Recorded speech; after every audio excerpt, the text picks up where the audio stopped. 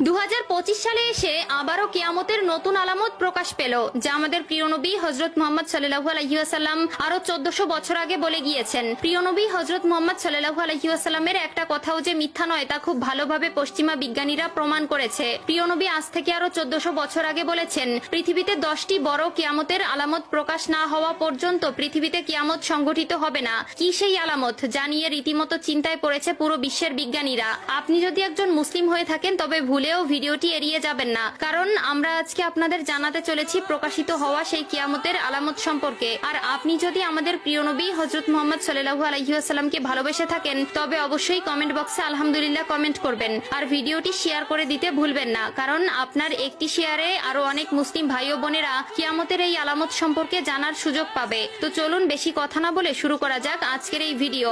হাদিসে বর্ণিত আছে, কিয়ামত সংঘটিত হওয়ার পূর্বে পুরো পৃথিবী থেকে পবিত্র আল কোরআন উঠিয়ে নেওয়া হবে। প্রিয় দর্শক, কিয়ামতের নিকটবর্তীতার প্রমাণস্বরূপ কিছু আলামত প্রকাশ পাবে। এর মধ্যে কিছু হবে বড় আলামত, আবার কিছু হবে ছোট ছোট আলামত। ইতিমধ্যে পুরো বিশ্বে অসংখ্য কিয়ামতের ছোট আলামত প্রকাশিত হয়েছে। যেমন হাদিসে বর্ণিত আছে, আরবের বেদুইনরা অর্ধ উলঙ্গ অবস্থায় থাকবে, তবে তারা বড় বড় দালান কোঠা নির্মাণের প্রতিযোগিতায় নেমে পড়বে, এমনকি তাদের পায়ে জুতাও থাকবে না। বর্তমানে 2025 সালে কিয়ামতের নতুন যে আলামত প্রকাশ পেয়েছে তা হলো কিয়ামতের আগে পবিত্র আল কোরআন থেকে সকল অক্ষর উঠিয়ে নেওয়া হবে। ইতিমধ্যে এমনই কিছু তথ্য প্রকাশ পেয়েছে।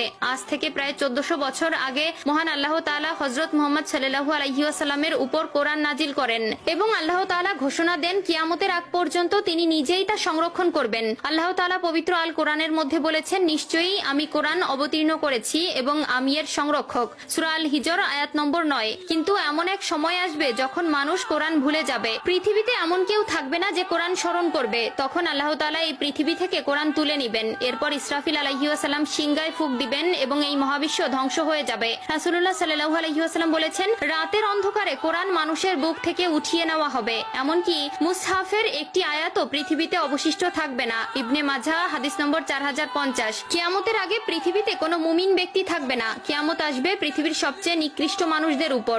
আনাস ইবনে মালিক রাদিয়াল্লাহু তাআলা আনহু থেকে বর্ণিত, রাসূলুল্লাহ সাল্লাল্লাহু আলাইহি ওয়াসাল্লাম বলেছেন, কিয়ামত ততক্ষণ শুরু হবে না যতক্ষণ না এই পৃথিবীতে এমন কেউ অবশিষ্ট থাকবে না যে বলবে আল্লাহ আল্লাহ। সহিহ মুসলিম।